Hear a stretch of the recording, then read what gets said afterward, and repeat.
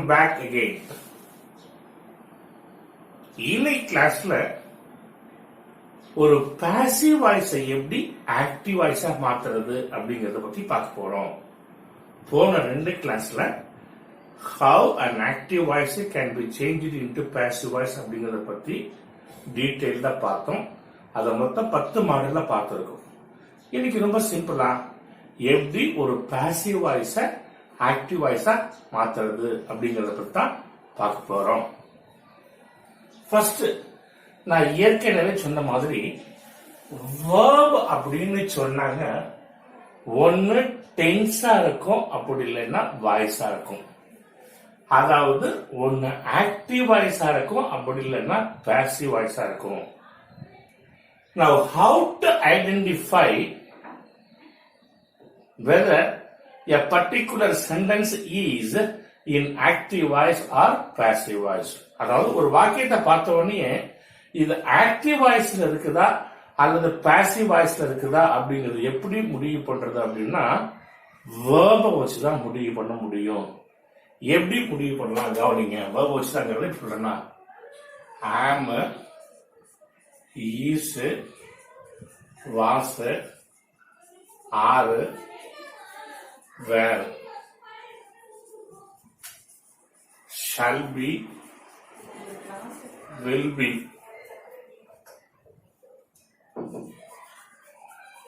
have been, has been, had been, shall have been,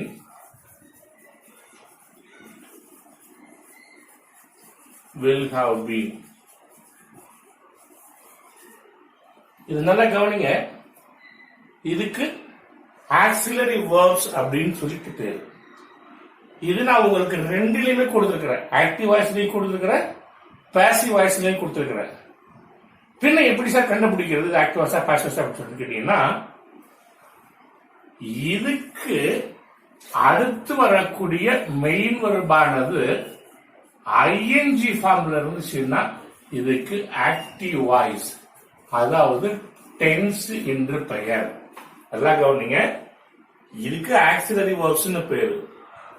இதை நான் உங்களுக்கு டென்ஸ்லயும் கொடுத்திருக்கேன், வாய்ஸ்லயும் கொடுத்திருக்கிறேன், அதாவது ஆக்டிவ் வாய்ஸ்லயும் கொடுத்திருக்கிறேன், பாசிவ் வாய்ஸ்லயும் கொடுத்திருக்கிறேன். சோ வேர்ப் வச்சு தான் சொல்ல முடியும் இது ஆக்டிவ் வாய்ஸா பாசிவ் வாய்ஸா. எப்படி இந்த ஆக்சிலரி வெர்புக்கு அடுத்து வரக்கூடிய மெயின் வெர்பானது ஐஎன்ஜி ஃபார்ம்ல இருந்தா ஆக்டிவ் வாய்ஸ், அதாவது டென்ஸ்னு பேரு. இந்த ஆக்சிலரி வெர்புக்கு அடுத்து வரக்கூடிய மெயின் வெர்பானது பாஸ்ட் பார்ட்டிசிபிள் இருந்துச்சுன்னா பாசிவ் வாய்ஸ், அதாவது வாய்ஸ் என்று பெயர். நல்லா கவனிங்க. இது உங்களுக்கு ஆக்டிவ் வாய்ஸ்லயும் வரும், பாசிவ் வாய்ஸ்லயும் வரும். இதுக்கு அடுத்து வரக்கூடிய மெயின் வெர்பை வச்சுதான் ஆக்டிவா பாசிவ் வாய்ஸ் முடிவு பண்ணணும். எப்படி இதுக்கு அடுத்து வரக்கூடிய மெயின் வெர்பு ஐஎன்ஜி ஃபார்ம்ல இருந்துச்சுன்னா ஆக்டிவ், பாஸ்ட் பார்ட்டிசிபிள் இருந்துச்சுன்னா பாசிவ். இந்த ரெண்டு வே தவிர வேற ஆப்பர்ச்சுனிட்டிஸே கிடையவே கிடையாது, வேற மாடல் கிடையவே கிடையாது. சோ இப்ப எப்படி ஒரு சென்டென்ஸ இது ஆக்டிவ் வாய்ஸ் இருக்குதா பாசிவ் வாய்ஸ் இருக்குதாங்கிறத கண்டுபிடிக்கணும் அப்படிங்கறத பார்த்தாச்சு. இப்போ எப்படி ஒரு பாசிவ் வாய்ஸ ஆக்டிவ் வாய்ஸ்க்கு மாத்துறது அப்படிங்கறத பத்தி ஒரு 5 எக்ஸாம்பிள் கொடுத்து முடிச்சிடலாம். He was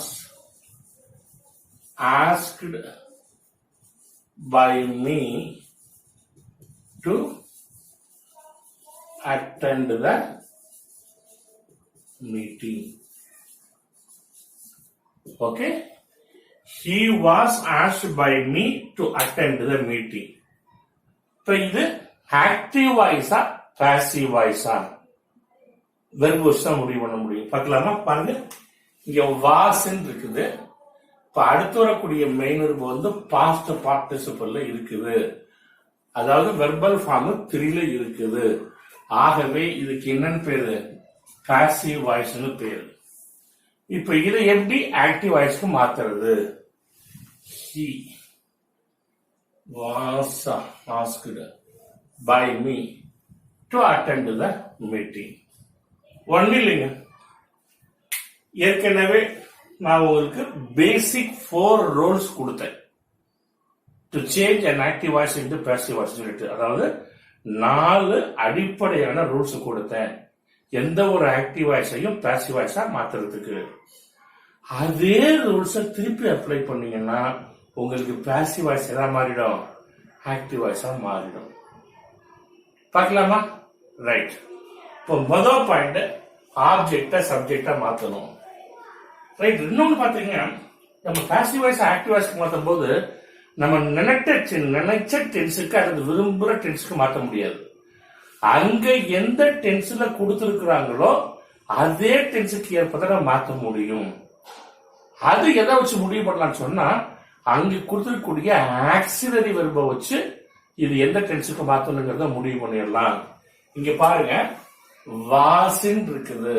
அப்ப இதை எந்த டென்ஸுக்கு மாத்தணும்னு கேட்டா பாஸ்ட் டென்ஸுக்கு மாத்தணும். ஓகே, ஆக்டிவ் வாய்ஸ் எந்த டென்ஸுக்கு மாத்தணும், பாஸ்ட் டென்ஸுக்கு மாத்தணும். மாத்தலாமா? இப்ப முதல் பாயிண்ட் ஆப்ஜெக்டா சப்ஜெக்டா மாத்தணும். பை மீன் இருக்குது, ஐ. ரெண்டாவது point accordingly auxiliary verb is used. எல்லாம் கவனிங்க. பிரசன்ட் டென்ஸுக்கும் பாஸ்ட் டென்ஸுக்கும் மட்டும் இந்த பாசிவ் வாய்ஸ் ஆக்டிவ் வாய்ஸை மாற்றும் பொழுது இந்த ரெண்டாவது ரூல்ஸை விட்டுடணும். நல்லா கவனிங்க. பிரசன்ட் டென்ஸுக்கும் பாஸ்ட் டென்ஸுக்கும் மட்டும் பாசிவ் வாய்ஸா ஆக்டிவ் வாய்ஸை மாற்றும் போது இந்த ரெண்டாவது ரூல்ஸை விட்டுடணும். ஏன்னு கேட்டீங்கன்னா நான் உங்களுக்கு டென்ஸும் நடத்தும்போது சொல்லியிருந்தேன், பிரசன்ட் டென்ஸுக்கும் பாஸ்ட் டென்ஸுக்கும் மட்டும் ஒன்னு பி ஃபார்ம் வெர்பை மட்டும் வச்சு வாக்கியம் அமைக்கலாம், அல்லது மெயின் வெர்பை மட்டும் வச்சு வாக்கியம் அமைக்கலாம்.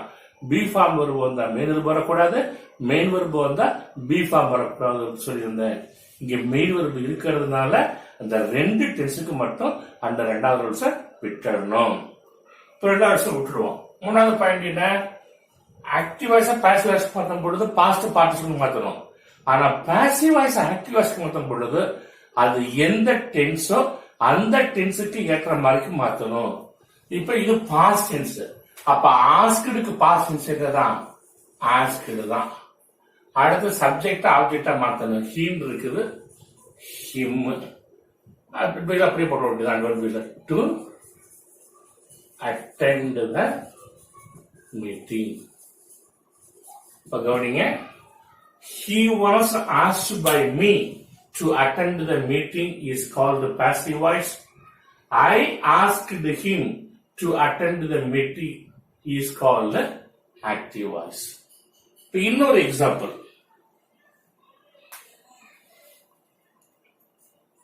the meeting will be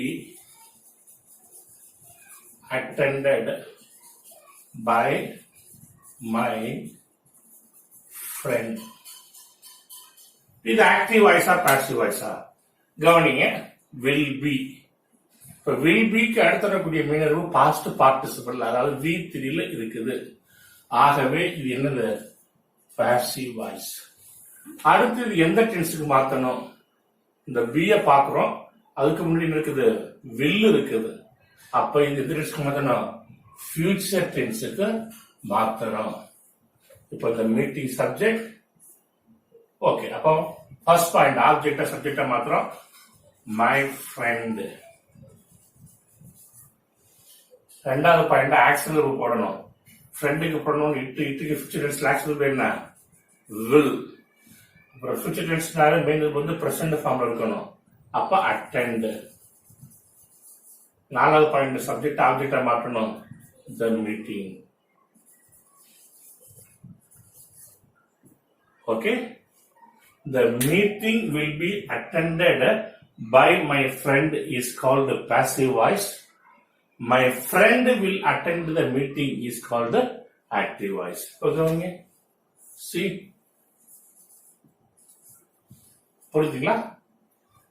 அடுத்த ஒரு எக்ஸாம்பிள், the students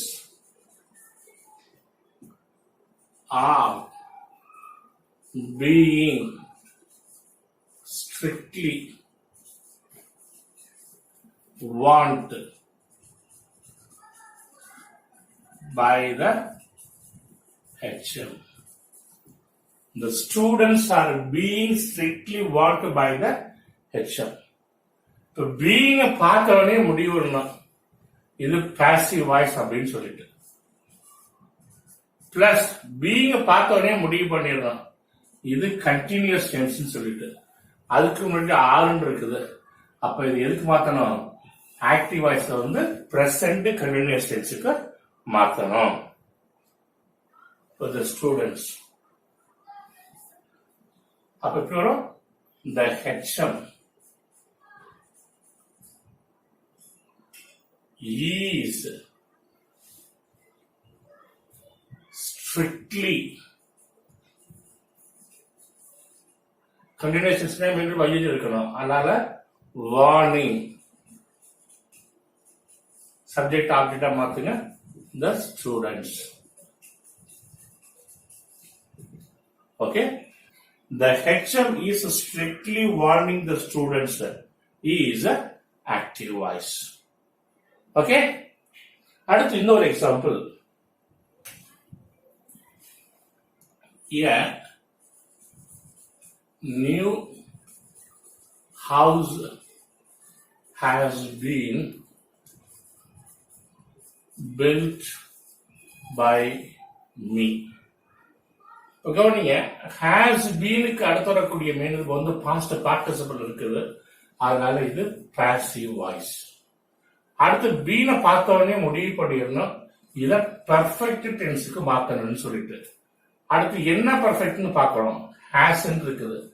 அப்ப இத ஆக்டிவ் வாய்ஸ்க்கு மாத்தும் போது பிரசன்ட் பெர்ஃபெக்ட் டென்ஸுக்கு மாத்தணும்.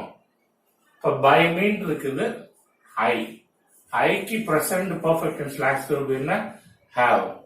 பெர்ஃபெக்ட் டென்ஸ்ல மீன் பாஸ்ட் பாசிபிள் தான் இருக்கும். அதனால பில்ட். சப்ஜெக்ட் ஆப்ஜெக்டா மாத்துக்க a new house. Okay. A new house has been built by me is a passive voice. I have built a new house is a active voice. அடுத்து பார்க்கலாமா? Can it be done by you?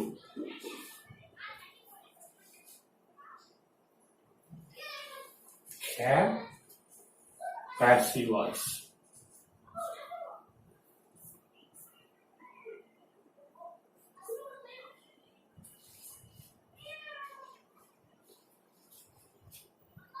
இது எந்த டென்ஸுக்கு மாத்தணும்? Present டென்ஸுக்கு மாத்தணும். எதை வச்சுக்கன்னா என்ன இருக்குது? Can இருக்குது. இது சிம்பிள் கொஸ்டின் மாடல் இல்லைங்களா? அப்படி மாட்டலாம். ஃபர்ஸ்ட் கேன் கேன் தான் வரும். ஆப்ஜெக்ட சப்ஜெக்டா மாத்தணும். Can you. தன்னுக்கு பிரசன்ட் டென்ஸ் என்ன? டு. சப்ஜெக்ட் ஆப்ஜெக்டா மாத்துங்க. இட். அவ்வளவுதான். Can you do it? Can it be done by you? So can it be done by you use a passive voice. Can you do it is a active voice. Okay. Another example.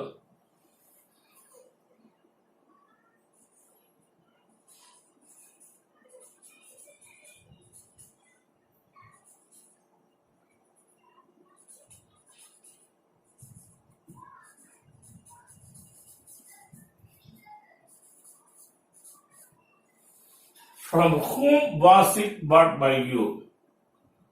அது யாரிடமிருந்து உன்னால் வாங்கப்பட்டது. இங்க பாருங்க, வாசுக்கு அடுத்தக்கூடிய past participle இருக்குது. அதனால இது passive voice. இங்க வாசுன்னு இருக்குது. அதனால எதுக்கு மாத்தணும்? பாஸ்ட் டென்ஸுக்கு மாத்தணும். அப்ப எப்படி வரும்? From whom. பாஸ்ட் வரும் did you buy it. அவ்வளவுதான். From whom was it bought by you is a passive voice. From whom did you buy it is a active voice. Okay.